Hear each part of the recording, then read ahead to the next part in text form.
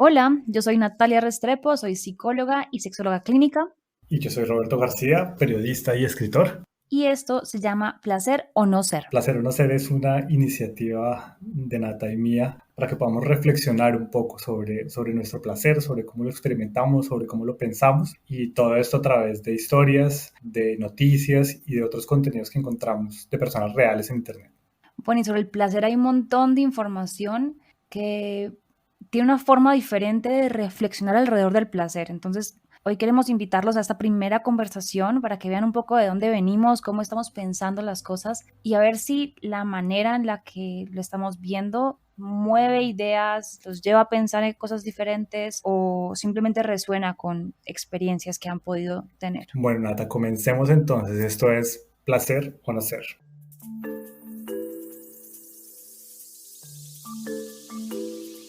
Nata, definitivamente el placer no es como lo pintan. O sea, vemos placer en la publicidad, en la pornografía, en la literatura, pero realmente no hemos tenido una conversación sobre el placer. El placer siempre ha estado prohibido, castigado, censurado.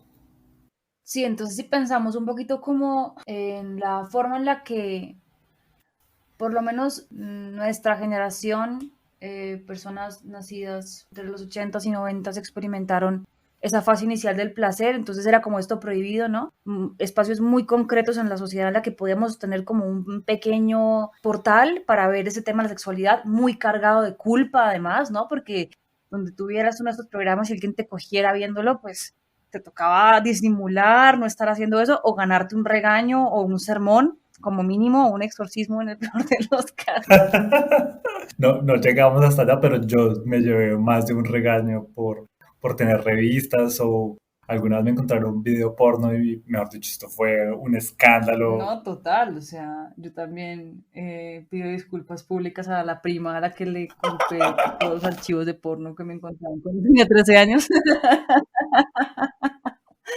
o algo así. Pero entonces luego empieza a haber una discusión un poco más amplia de la sexualidad, pero creo que sigue teniendo un poco ese tinte de lo extraño, como de lo bizarro, de vamos a mostrar cosas ocultas y de pronto sigue cargado como con ese tinte oscuro. Y por otro lado, tiene un elemento muy performativo, ¿no? Que también tiene que ver con las primeras aproximaciones que tuvimos a alguien hablando de sexualidad, que tenía que ver con el porno, con la imagen, o incluso en la literatura erótica, muchas veces tiene que ver con lo que se hace y no tanto con lo que pasa en el interior de los individuos. Aquí pensaba un poco en Anais Nin, que es una de las como pioneras de la literatura erótica, Delta de Venus, tal vez uno de sus libros más conocidos. Ella en algún momento tuvo que trabajar para un coleccionista de historias eróticas y este personaje le reclamaba a ella y a otro grupo de escritoras que tenía demasiada poesía,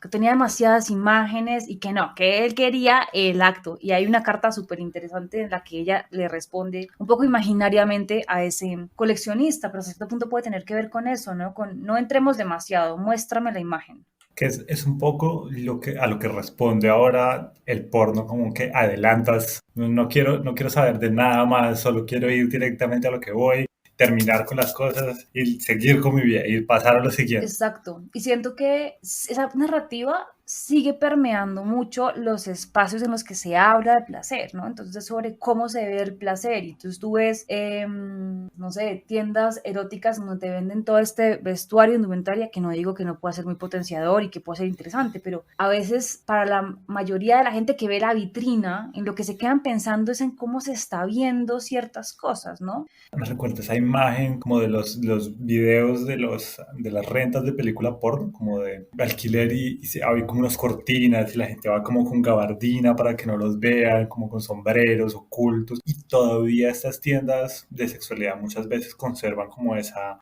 sensación como de que estás haciendo algo que no está bien, como entrar aquí es como pecaminoso de alguna forma. Pero entonces lo interesante es eso, ¿no? Como en la esfera pública aún hay mucho nerviosismo y como ese deseo de ocultar algunas experiencias. Pero entonces lo interesante pasa es cuando uno ya entra en la esfera privada y hasta cierto punto esa imagen performativa sigue marcando la forma en la que vamos a poder habitar nuestro cuerpo, ¿no? Entonces hay como todo un tema de, pues, digamos, en el lado de la experiencia de las mujeres, tiene que ver con cómo se ven las mujeres teniendo sexo, ni siquiera cómo lo están sintiendo, sino cómo deberían hacer ciertos sonidos, cómo se debería ver la cara, qué posturas del cuerpo debes tener para poder imitar esa performatividad del placer. Se nos olvida que la pornografía, sobre todo, y de la misma forma, un poco lo que decías de Anaís, como dentro de la narrativa también hay unas formas que nos permiten como crear imágenes. O sea, la pornografía es cinematográfica, está pensada para una cámara, está pensada para tener unos planos que te permitan detallar algunas cosas, para tener algunas poses que se vean mejor en cámara que otras y que no necesariamente se traducen en, pues, en un placer intenso y genial La para mejor de todos. experiencias, de acuerdo. Y entonces también uno empieza a ver un poco, pues por lo menos es el área en el que yo estoy, mi algoritmo está absolutamente viciado porque toda la información que recibo tiene que ver con placer y me cuestiono mucho por la forma en la que se está presentando el placer, ¿no? Entonces tiene que ver con, uno, por el lado saludable, que me parece que es una parte importante de la narrativa, o sea, que tenemos que justificar nuestro placer porque es bueno para nosotros, no por la experiencia por sí misma, sino qué beneficios puede traer. Eso es un lado del tema del placer. Y el segundo tiene que ver con técnicas y prácticas para potenciar esa habilidad o ese nombre de ser un gran amante, ¿no? Que otra vez viene con esa performatividad. ¿Qué tengo que hacer yo para recibir esa categoría que en este momento se siente como una obligación casi?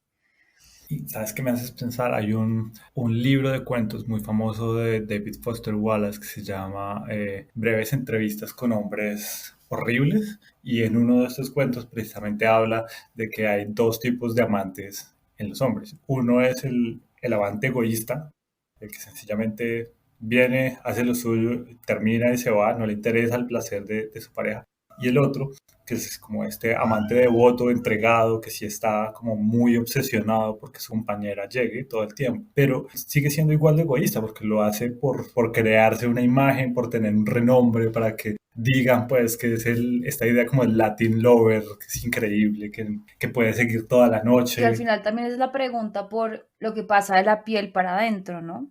Que es un poco como lo pensamos, que hasta cierto punto venimos de un placer que es oculto, luego pasamos a un placer que está mediatizado a través de imágenes, de cómo se ve, ese performance ya en un sitio un poco distinto, ya en la esfera más privada. Y yo sigo sintiendo que entonces está faltando la conversación por la profundidad del placer. ¿Qué pasa a la piel para adentro? Otra vez, ¿cómo caracterizamos a estos hombres o mujeres por lo que el otro está viendo que está pasando en sus cuerpos, pero no tanto lo que realmente están experimentando de la piel para adentro? Sobre todo porque toda esta construcción social que se ha venido creando del placer desde hace mucho tiempo. Realmente esto no es un tema nuevo. La iglesia nos jodió durante muchísimos años el tema del placer, y ahora es que hay una nueva discusión que está empezando a salir, que incluye, por ejemplo, 3 capítulos de este programa de Explain, que es en Netflix, o en español, en pocas palabras, que hablan también como sobre sexualidad y sobre placer y sobre cómo experimentar este tema. También tiene el problema de que fue abordado muy rápido por la industria, por el mercadeo, por la farmacéutica. Entonces tenemos muchísimas soluciones, muchísimos vibradores, todos los que quieras, todas las pastillas, todos los potenciadores. Digamos que si tienes un problema, que es un poco lo que vamos a terminar revisando aquí a lo largo de nuestros capítulos y de nuestras conversaciones. Si tienes un problema, la solución generalmente la vas a encontrar en eso, en una pastilla, en un anillo, en una pasta, en un spray. O sea, todo viene listo para que tengas una solución rápida y práctica para tus necesidades. Y no se abre esa discusión sobre qué realmente puede ser lo que está pasando y cuál es tu relación con el placer. Y además también creo que en la medida en que la discusión se quede en esa bidimensionalidad, ¿no? Como en la forma en la que se ven las cosas, más allá de cómo se sienten, o a veces cómo se sienten, pero marcadas por lo que creemos que deberíamos sentir, ¿no? Porque también está ese otro punto. La gente que a veces puede tener un contacto más profundo con lo que está sintiendo, puede igual sentir una inquietud alrededor de, ¿será que es sano lo que estoy sintiendo o no? Y cómo otras personas van a crear esas directrices para saber qué es lo saludable o qué no lo es en una persona. Entonces seguimos hasta cierto punto dependiendo de insumos externos que nos van a decir cómo se debe experimentar el placer, cómo se debe ver, y si el tuyo no se siente o se ve de esa manera, te vamos a dar la solución que puedes adquirir en múltiples presentaciones. Y es muy grave porque todos somos muy diferentes.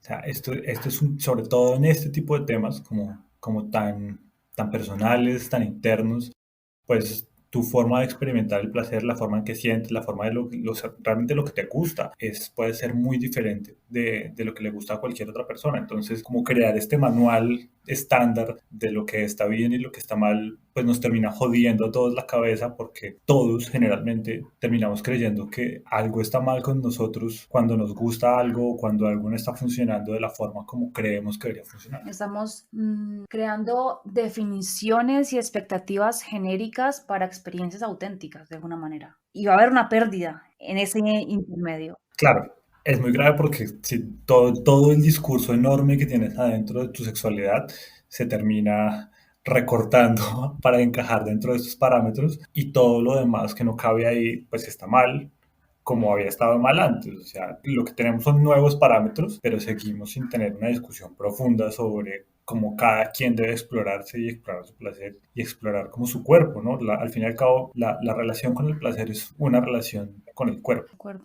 Y bueno, pues eso es un poco lo que queremos hacer en este espacio, ¿no? O sea, poder traer historias de personas que hemos encontrado, que las comparten en un afán desesperado también por querer encontrar respuestas a través de foros de internet o también experiencias de nuevos movimientos alrededor del placer y la sexualidad y poder pensar un poquito cómo detenernos y ver qué implicaciones puede tener esto para nuestra vida y cómo poder ampliar un poco más esa conversación frente al placer y pensar también en qué soluciones podría uno encontrar que sean un poco más autónomas y no tan referidas a las soluciones que finalmente puedes encontrar en el mercado que están pensadas, como acabamos de decir, genéricamente para todo el mundo.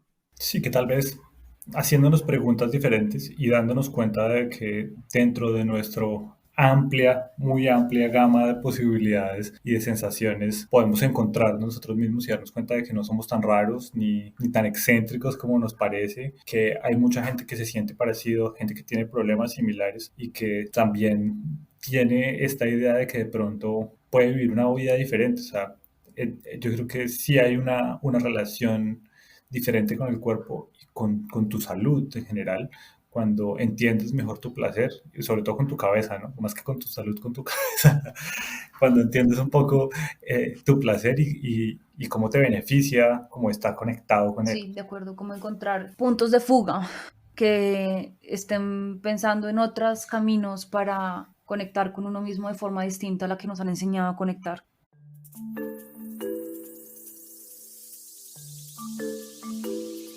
Bueno, Robert, entonces tú, después de esta conversación, ¿con qué te quedarías?